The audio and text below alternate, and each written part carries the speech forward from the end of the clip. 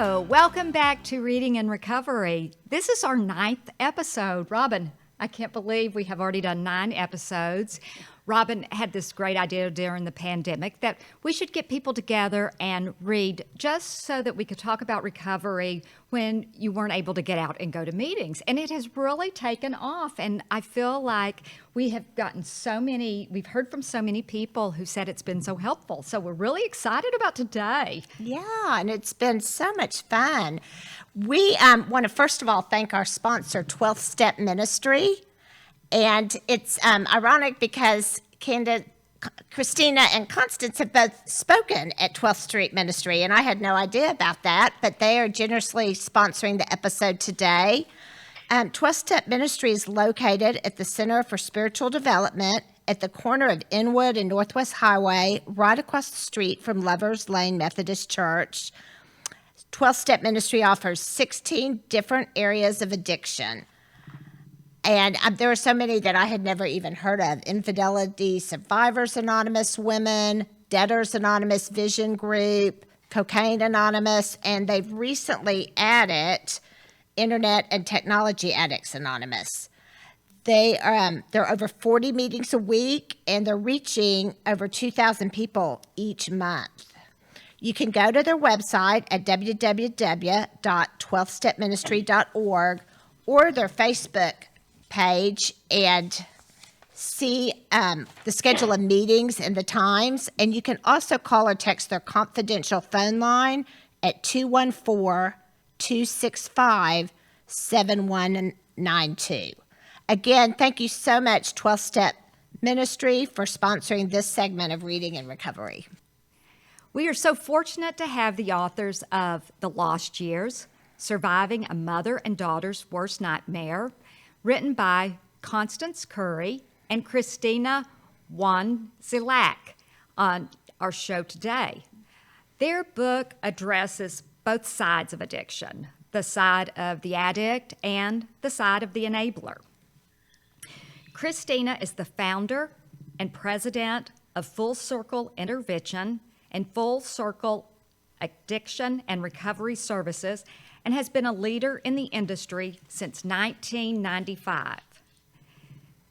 Kristina brings a very personal understanding of addiction to her profession. She's featured on the groundbreaking series Codependent on LMN, following her intervention work with addicted couples. She's also the expert on the documentary reality show Addicted, which premiered on TLC. Addicted went on to win the prestigious Prism Award for the most accurate depiction of substance dependence. Kristina can often be seen on Good Morning America as their regular addiction specialist, commenting on addiction issues for the national media. And Constance Curry is the co-author of The Lost Years. Constance is an avid golfer and a loving grandmother of 7. She travels with Kristina across the country for events and speaking engagements, sharing her experience and recovery. Constance has been called the hero of the lost years, inspiring parents all over the world to love their children enough to let them go. Welcome, Constance and Kristina. Thank you. Welcome. Thank you for having us. And we also just learned that Constance was a Texas Tech cheerleader back in the day. So that's so fun. I love that. Right. We will share that. If she'll send us a video someday, we will share that. Absolutely. Oh Well, let's videos. We didn't have videos in the olden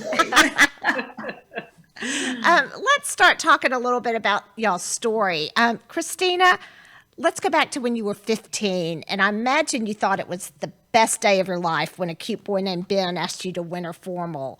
But later that evening, he pulls out some white powder and a little mirror, and you said you thought about saying no, that you didn't want to try that, but you really wanted him to like you. Do you want to share a little bit about that night and what you remember feeling? Sure. Yeah, thank you. And just like you said, I was so excited about the night. I mean, if I take a minute and think about it, I can just be right back there and so excited. I was young and he was super cute and all the things and all the things. And then, yeah, and I was all dressed up and I was uncomfortable and anxious and super nervous and just all the things. And before we went into the dance, he pulled out the cocaine and asked if I, wanted some. And I did. I wanted to say no. I knew that I was in over my head. I knew that this wasn't what I wanted to do. I'd never seen this before. I didn't grow up around that. None of my friends had ever done anything like that. And I wanted to say no. Like in my head, I was saying no, but out of my mouth came yes. And I did it. And I wanted him to like me. I wanted him to like me so much more than I wanted to take care of myself, I guess, or so much more than doing the right thing that night. I really wanted him to like me the most. And I thought if I did it, then he would. And it's amazing to me when I look back that one decision changed the course of my life forever. I loved the cocaine. I loved how I felt. I felt invincible. I felt beautiful. I didn't feel shy anymore. I could dance and I could laugh and pretend that I felt as comfortable as everyone else looked like they felt. And mostly it felt perfect with him. And I think about that a lot. And I've raised my kids with that theory or that understanding that one decision can change the course of your life forever. Sure. Well, Yeah. Constance, you had a rule of no car dating until you were 16. But Kristina was 15, and you rationalized, okay, she'll be turning 16 soon. The winter formal, you knew it was at the school, and there would be teachers and chaperones all around. And so you figured she would be safe. But Ben had been to your home and been there for dinner, and you wrote in your book, she was not ready for him. I was not ready for him. What did you mean by that?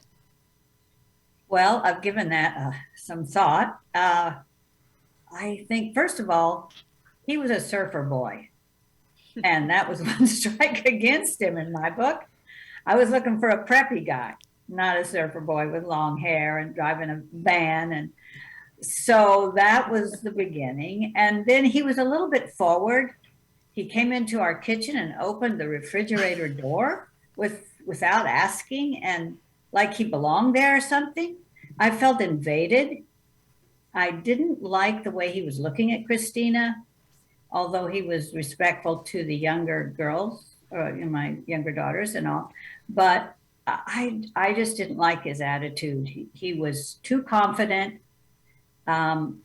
He seemed to me to be too experienced. And as Kristina was telling you, she was inexperienced. She did not have the confidence at that point, which I never could quite, I felt sad about because she seemed so unhappy with her body, which was really actually beautiful. So she didn't have the self-esteem necessary, I didn't think, to be with someone so much more confident. So I didn't really like him. And maybe I would not have liked anybody at that point, to be fair to him. Mothers have good instincts. I have a question kind of for both of you. In October, as things are progressing, Kristina mentions that you were concerned about her behavior. And I'm wondering, from Kristina's point, what type of things was she doing to give you cause for concern? And what was she doing that you didn't even know about? Usually when you're concerned about something, you're just seeing the very tip of the iceberg, and there's actually, a lot more going on. So I want to know from both of you about that. Well, for me, I was noticing her attitude changing. Her friends were changing. She didn't hang out with the parochial school friends anymore. Were these different kids that were coming to the door, and sometimes they made me very nervous. Her attitude was changing. She was belligerent and disrespectful sometimes, which she had never been before. She was always a diligent student, and that was not happening now. She wasn't, completing her work. And actually, when I took her to school some days, we would get a call later in the day that your student has missed one or more classes today. So what is going on here? It was, and then she wasn't kind to her little sister. She even stole from her little sister's piggy bank. So all these little things were adding up to being very upset about my child and wondering what was going on. Is this just rebellion and she's going to get over it? Or is there something else going on? And Kristina, what was going on? Well, I was using a lot of coke. I was using a lot of drugs, but for sure. But also, I felt like maybe in some ways I was like being like infected with just a different attitude, a different viewpoint on life, and it just seemed to like seep out of me in all these different directions. I felt I was angry and I was obsessed. That's what I was. I was obsessed with him and anything he wanted to do or when he wanted to do it, I wanted to be there. I didn't want to miss out. I wanted to be next to him. I wanted to be doing whatever he was doing. And I guess I started to feel like my parents were like in the way. They were in the way of what I needed or what I wanted. And the substances, as they just got bigger and bigger and out of hand so fast, I got addicted so fast. And when I was addicted, nothing else mattered. My mom was annoying and my dad was, awful, and my siblings were annoying also. And my mom had all these expectations and, dinner times and homework and like all these things that she expected us to do and go to church on Sundays and be nice and, all these things that slowly became really difficult to do. I didn't mean for it to happen. That's the thing too about addiction. And I look back on this time and how young I was. I didn't mean for any of this to happen. I didn't mean to get addicted. I didn't mean it. I didn't mean to be rude or disrespectful or hurtful or become what I became. I didn't mean that to happen. I didn't know how to stop it once it started. And so I like what you mentioned about the tip of the iceberg, that what my mom was seeing was just the tip of the iceberg, and underneath that was this undercurrent of massive shift and change in me and how I saw the world and how I saw them and how I saw myself. And it's like as my addiction got larger and larger, my life started to get smaller and smaller, and I couldn't hold it all. I couldn't do all the things I was supposed to do, like go to school and home for dinner and my swimming and all the other things I was expected to do. I couldn't do it all and use drugs or be with him the way that I wanted to. So in true alcoholic form, I just started to let go of everything else until there was nothing left but him and drugs, and eventually just the drugs. Okay. Wow. Does that answer your question? Yes, thank you. Yes. Mm-hmm. Constance, it sounds like you did everything right. You paid attention to the programs on drug education, and you met with an addiction therapist. And all along, I think you said you thought that Kristina would just stop. She might just snap out of it. What advice can you give to parents of teenagers today who suspect that their teenagers are using drugs, or their children? Yeah.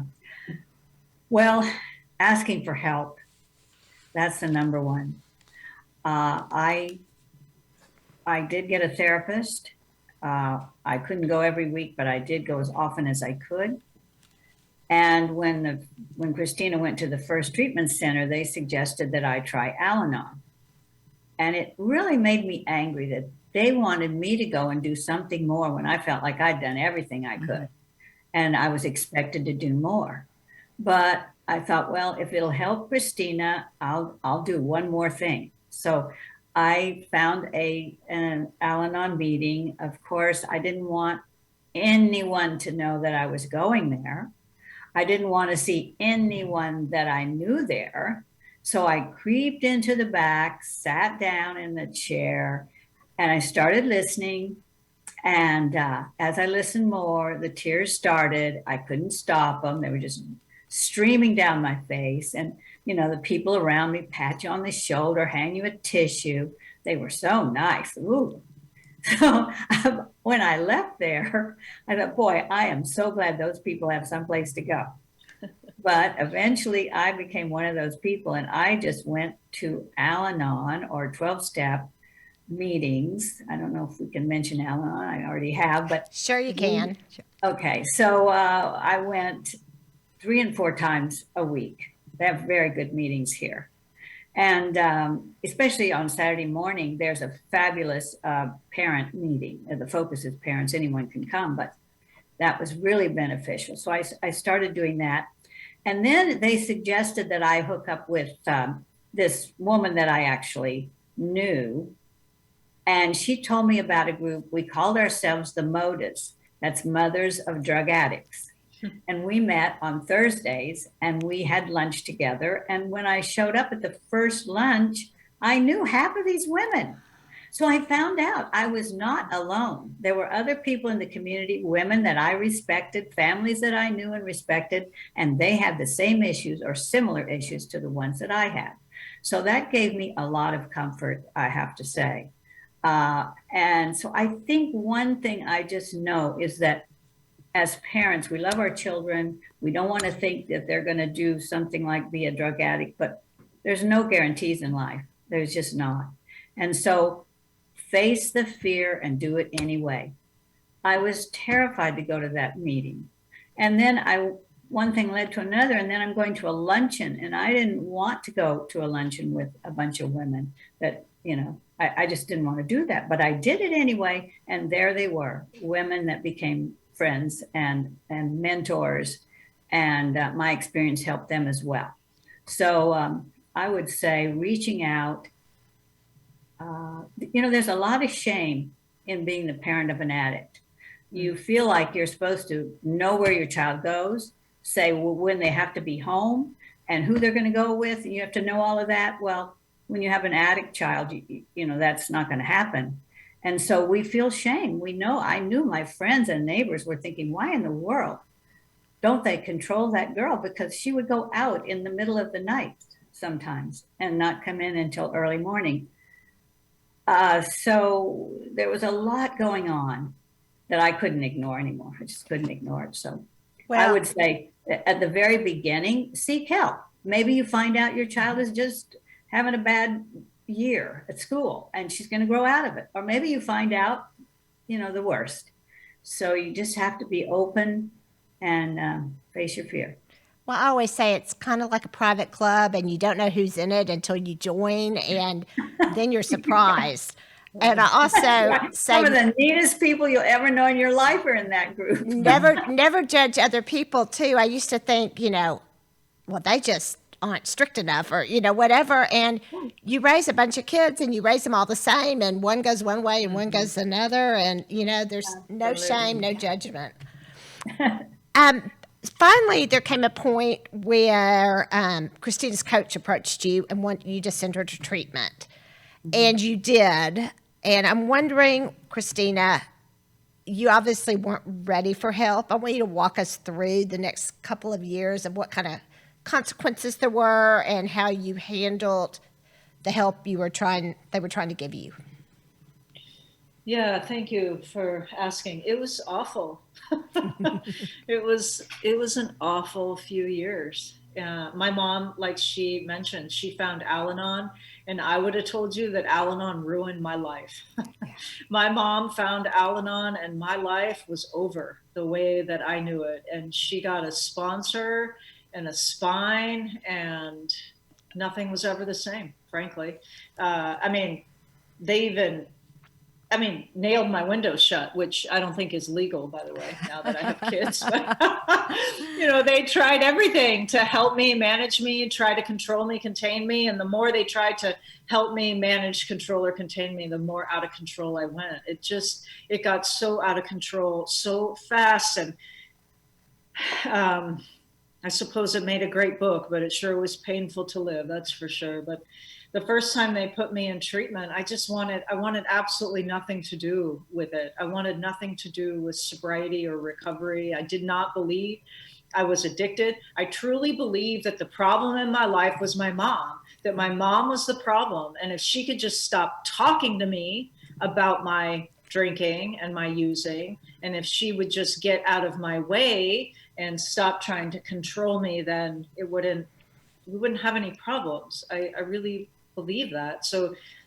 they would put me in treatment and I wanted nothing to do with it. I was terrified of it. They took us to 12-step meetings, like AA meetings, and I just thought it was crazy that the people were crazy and really weird, and drank coffee and ate cookies, and it just was weird. And I wanted nothing to do with it. I was terrified, I was overwhelmed, and I was determined. I was determined to do what I was going to do despite her.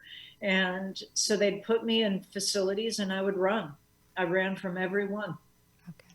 And I would try to live at home for a little while, and I would go back and forth. They'd have me sign a contract and that I would do this and drug test and be on time, and it just never worked out. So I would come and I would go back and forth, and they would try everything else, from therapy, psychiatry, treatment facilities, nailing my windows shut.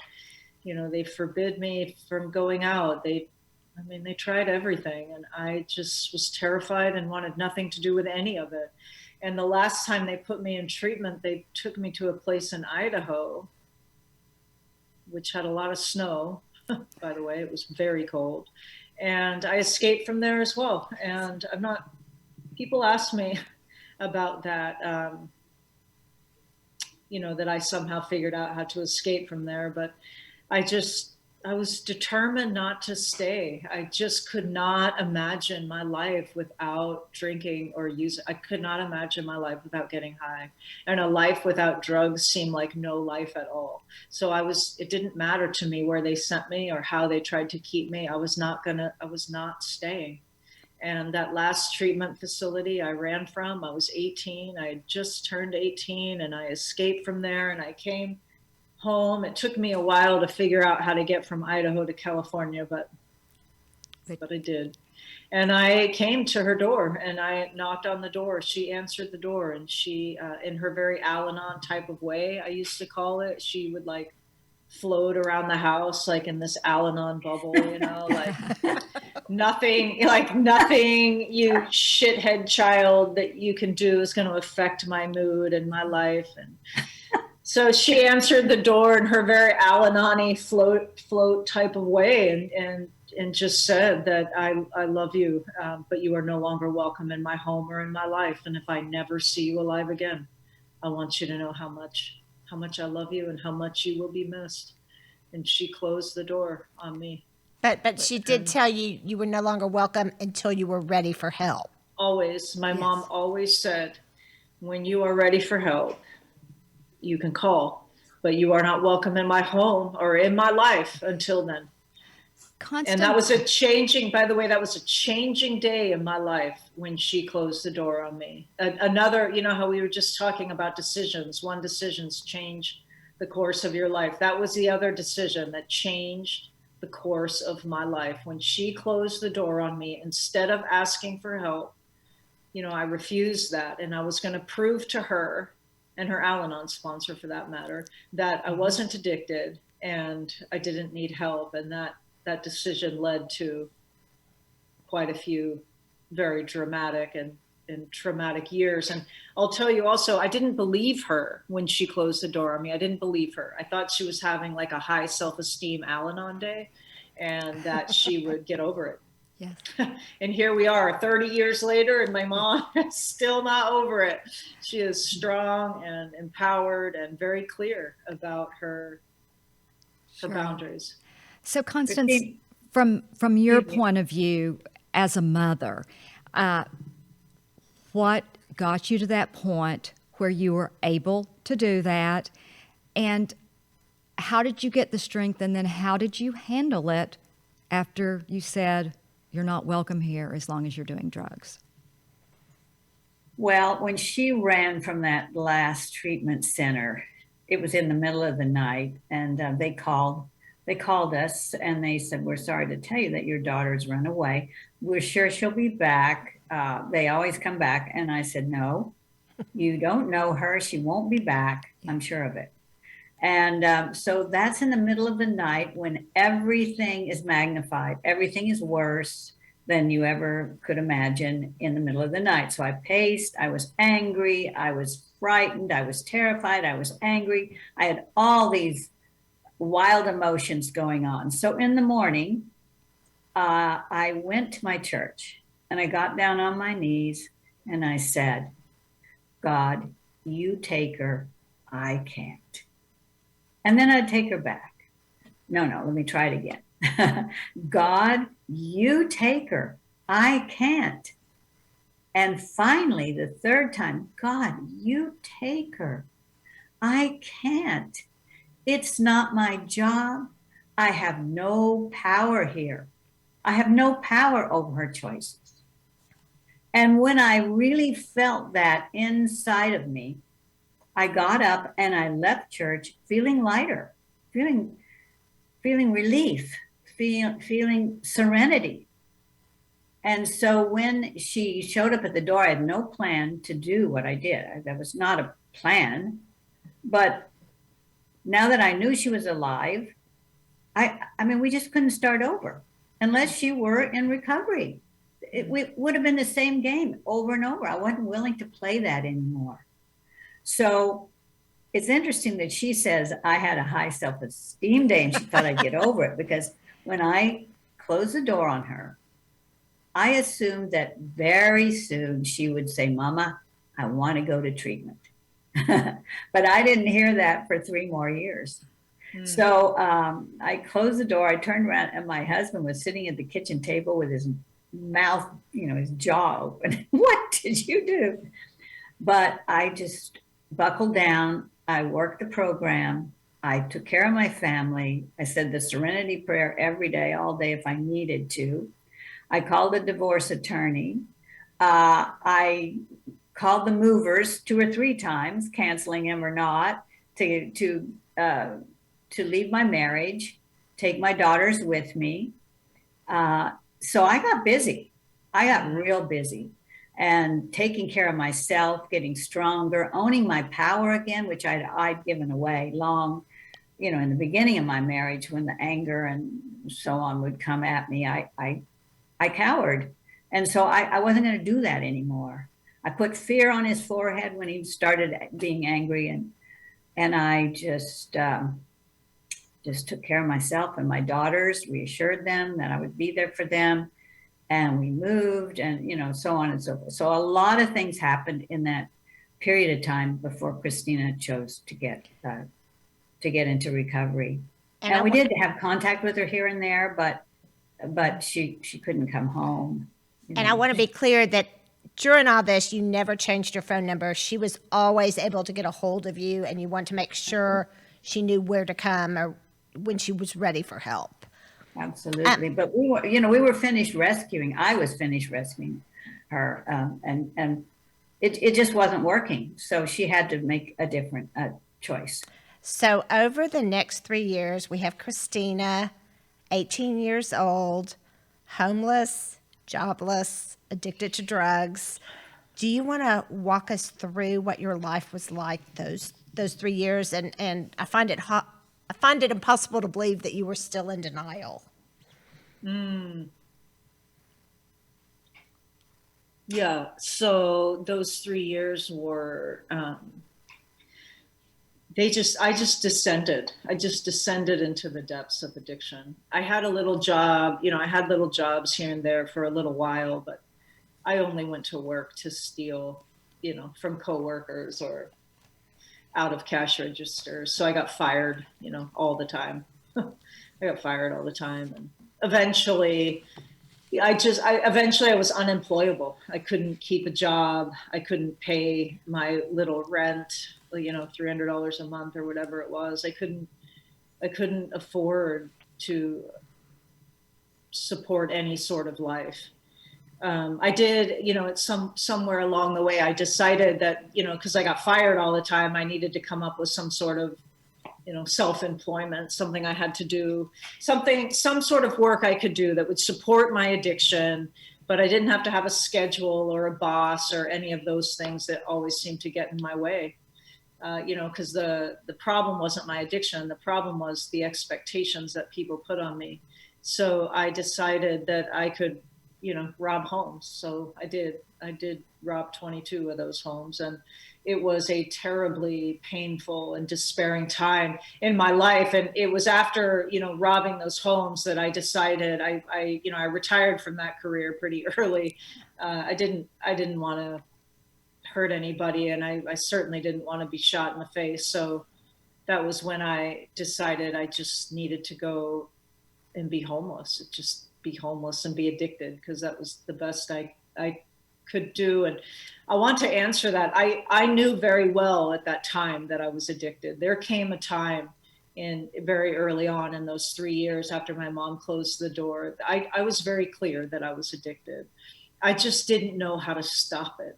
And the thing is, I know my mom always said that treatment was available, and don't think for a second that I didn't think about that, because I did. I thought about it maybe once a day. I did think about it. I did think about the offer of treatment, and I thought about my mom. I just could not imagine my life without substances. I couldn't imagine living without my drugs, frankly. And a life without drugs just seemed impossible.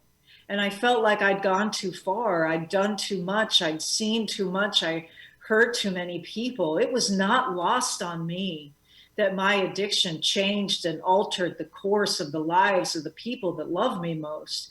I was messed up, but it wasn't lost on me. I couldn't get high enough to forget all the pain that I caused my mom and my siblings and my father. So it's not that I didn't know. It was, I was crippled with fear. I was crippled with fear, and I felt hopeless, and I felt hopeless. I did not think that treatment would work for me. And I was, I was 19, 20, 21 years old. I mean, I couldn't imagine life without it, to be honest with you. You know it's bad when your drug dealer's telling you to, for God's sake, get help. Yeah. That's right. Drug dealer. I had a prostitute tell me that too. I remember this prostitute, she looked at me and she was like, you, she's like, you really need some help. And I remember like looking, I'm like, I'm sorry. I'm sorry, are you talking to me? Like, I don't know. It's bad when you become the lower companion, right? Like when people look at you to tell themselves that they're not so bad, right? Like, at least I'm not like her. So it was, it was a really terrible, terrible time. Like I said, I couldn't drink enough. I couldn't use enough to forget what I had done to myself and to my family. I just didn't know how to ask for help. I just didn't think it would ever be possible for me. And I guess I became, to be honest, I think I became resigned to the idea that I was just going to die. I was going to die addicted. So, Constance, when Kristina finished treatment, you remained firm with your boundaries. Tell us how you were able to do that. Is that through all the Al-Anon? How were you able, could you have done it without Al-Anon? No, I don't think so. And the tools of that program is just wonderful. So yes, I did, because I was afraid. I was afraid that I would let my guard down. I didn't trust her when she started getting sober.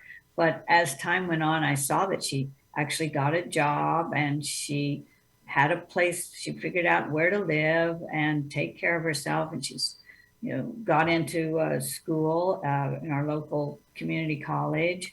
So she was taking some big steps to improve her life. And so slowly but surely, I trusted that she would be okay, that she could come and live with us if she wanted. I offered.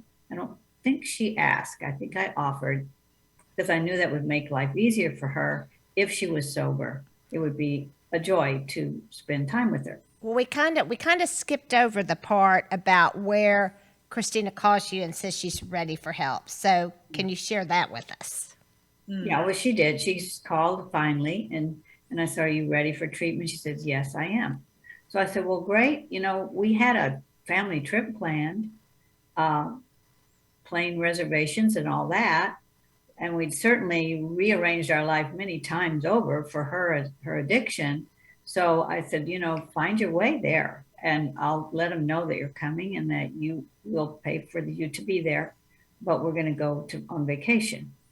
So we did.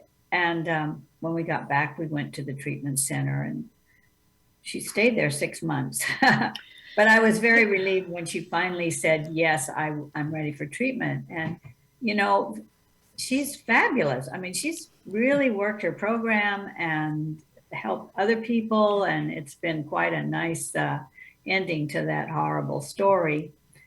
So I'm really proud of Kristina and I'm proud of, you know, this is a 4-step, this book. I mean, that's how I look at it.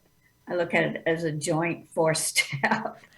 And yeah, so it's been a real joy to travel with her and experience the other side. You know, I feel like we're on the other side.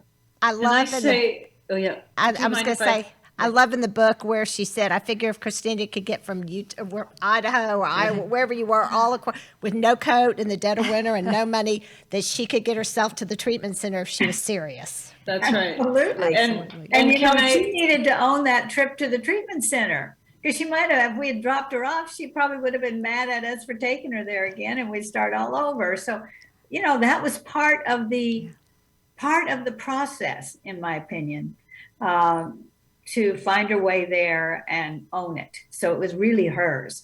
So I think she took it on too really well. And I'd actually like to comment on that because I think it's super important, Jen and Robin, that I ended up in a homeless shelter.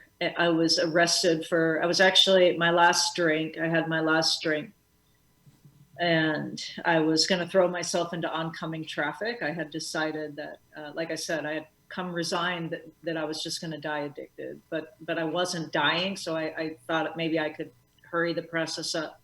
I was going to throw myself into oncoming traffic, but I was arrested for being drunk and disorderly. And I was put in this homeless shelter on a 6-hour hold. And it was in there that I had, you know, my moment of clarity or where I hit this bottom that I'd never been before. And the bottom was the realization that nobody was coming to save me, that I had done this to myself when there was no one left in my life to blame.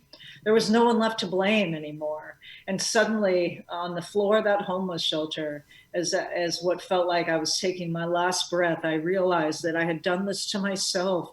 I didn't mean for it to happen. I didn't mean to get addicted, but nobody was coming. Yeah. Like, I was 21 years old and I had planned on being so much more than what I had become.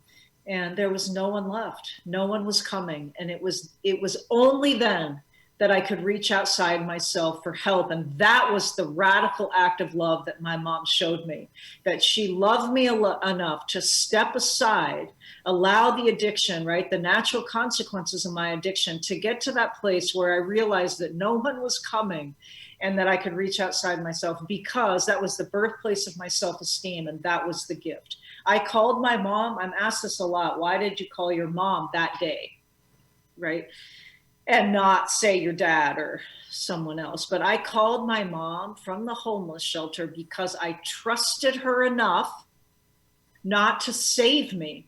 I knew on some level that I couldn't be saved, or I wouldn't value it the same way. Just like my mom said, she took the words out of my mouth about, had she rushed down to that shelter, picked me up, packed me a little bag, whatever that looked like, or gave me a toothbrush and dropped me off at the center, I would have found problem in it somewhere. I wouldn't have been able to own that choice. Yeah. And so I called her because I trusted her enough not to save me. I didn't want to be saved. I just needed the way out to be illuminated, right? I needed the lifeline. I needed someone to throw me the lifeline, but I knew that I had to be the one to grab onto it and to crawl out of that shelter, literally on my hands and knees, and into this treatment facility. And I had to figure out how to get there all on my own. I had to own that choice. And I knew my mom wouldn't save me. And I'll tell you, she didn't. I called her from that shelter. First thing she said, it was the first thing she said anytime I called, is, are you calling for treatment? And if I didn't say yes, she said, I love you. And she would hang up the phone. She would engage in no conversation. She always told me help was available. She always told me she loved me. I always knew every day of my addiction that I was loved and I was wanted. Wow. That I knew for sure. And when I called her from that homeless shelter, she said what she always says, are you calling for help? And I said, I am. And she said, here is the number.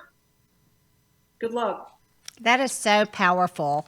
I mean, this is one of my favorite recovery stories.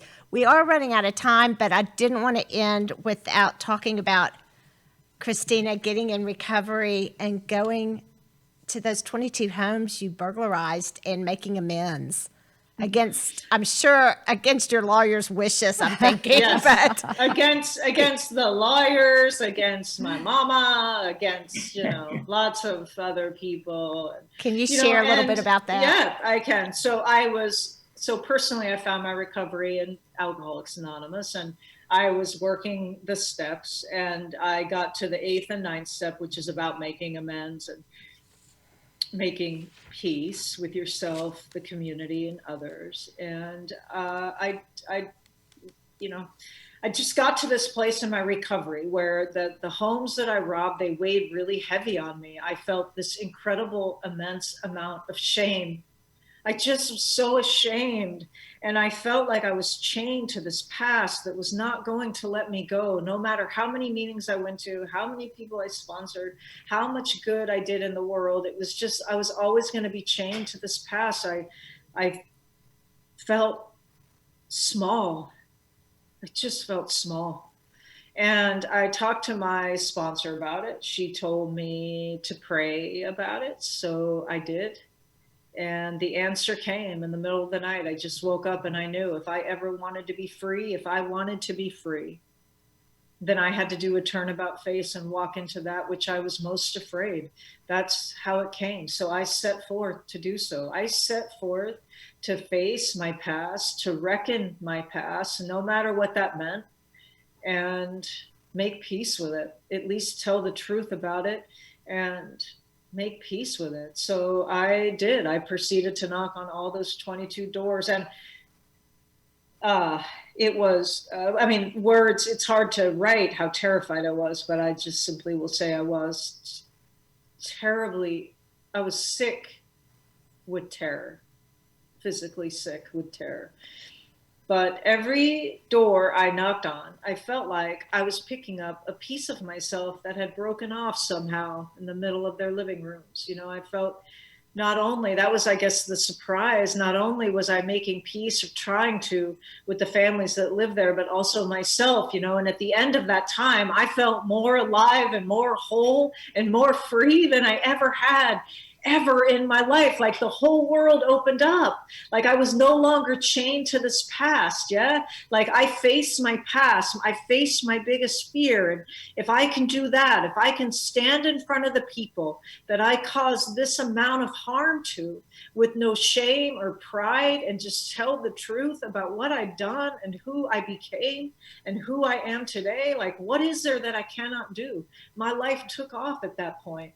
Right? Like I can do anything. If I want to be college educated, why not me? Why can't I do that? I want to write a book. I want to open a business. I want to travel the world. Like, why not me? If I can reckon the past, if I can make peace with that, then there isn't anything that I can't do. And, the houses, I'm asked often, what the response was. And as you might imagine, I didn't make any friends that day.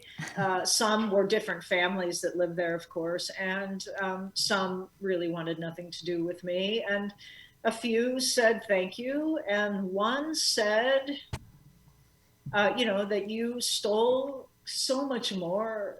What I had said at the door was, this is what I had done. It was me that did this. This is what I believe that I took from your home to the best of my reckoning. And I'm willing to pay restitution. I will pay you back. I'll pay you back financially, legally. I'll do whatever I can to make it right. But mostly, I wanted you to know it was me. And this one woman said, you took more than anything of value. You took security, and you violated me and my home and my children. And I want you to write a $25 check to me once a month for 12 months. And then I want you to go away. And so I did. And the reason she wanted me to write the $25 check was because she just wanted me to think about her and her children every month for 12 months. And then she wanted to never see or hear from me again. And so I did. But you did run into her again. I did, yes. And like what did 7 she years say? later. Yes, like 7 years later, I did, in a restaurant on Easter, I think it was, Mom. And I think our grandparents were there, or my grandparents were there. Yes, I did. That is right. And I was really terrified. But she walked over. I mean, it makes me emotional. It was really lovely. Okay. She was really lovely. Well, thank you so much for sharing your story with us today.